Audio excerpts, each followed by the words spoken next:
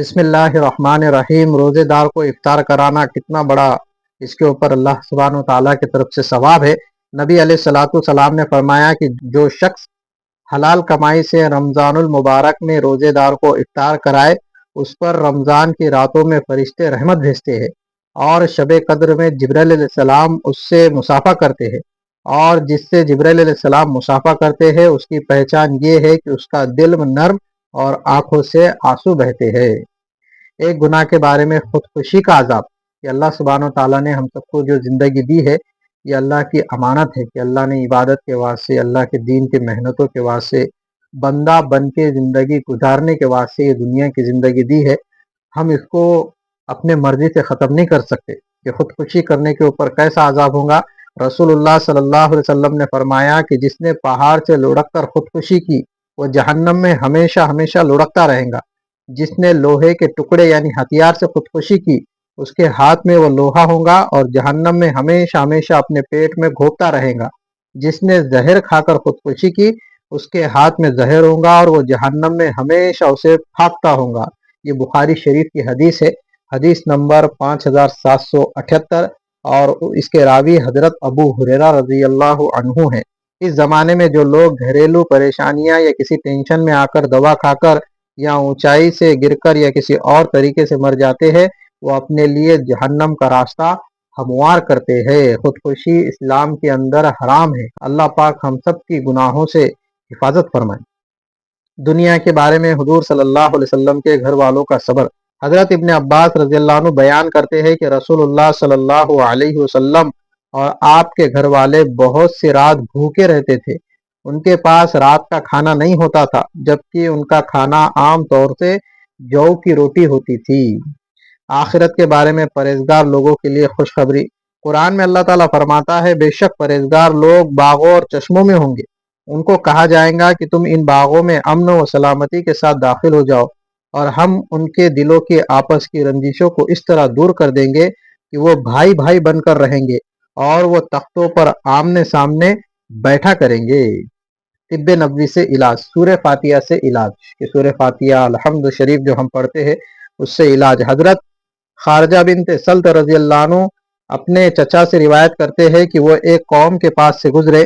اس قوم کے لوگ ان کے پاس ایک مجنون شخص کو پکڑ کر لائے تو انہوں نے سورہ فاتحہ پڑھ کر صبح و شام 3 دن تک اس پر دم کیا۔ سورہ فاتحہ پڑھ کر صبح و شام 3 دن تک اس پر دم کیا، اور جب بھی سورہ فاتحہ ختم کرتے تو اس طرح دم کرتے کہ اس میں کچھ پھونک کے ذرات ہوتے۔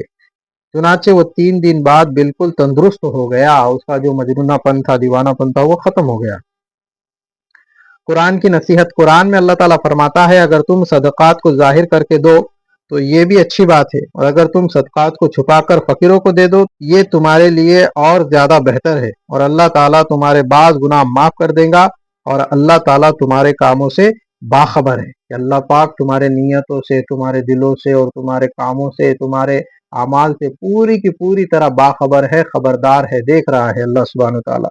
اسلامی تاریخ کے اندر آج ہم حضرت داؤد علیہ السلام کے بارے میں پڑھیں گے کہ اللہ تعالیٰ نے حضرت داؤد علیہ السلام کو حضرت عیسیٰ علیہ السلام سے تقریباً 1000 سال پہلے بنی اسرائیل میں پیدا فرمایا۔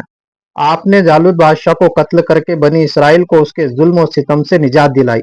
اللہ تعالیٰ نے انہیں دولت و حکومت کے ساتھ نبوت و رسالت بھی عطا فرمائی تھی۔ اس طرح بنی اسرائیل کی رشد و ہدایت کی خدمت بھی انجام دیتے رہے، اور ان کی اجتماعی زندگی کی نگرانی کا فرض بھی پورا کرتے رہے۔ حضرت آدم کے بعد اللہ تعالیٰ نے آپ کو ہی خلیفہ کا لقب عطا کیا۔ اللہ تعالیٰ نے انہیں زبور نامی کتاب دی جس میں تورات کے مطابق احکامات تھے، مگر اس کا اکثر حصہ اللہ کی حمد و ثنا، بشارت و خوشخبری، وعظ و نصیحت، علم و حکمت اور خدا کی تسبیح پر مشتمل تھا۔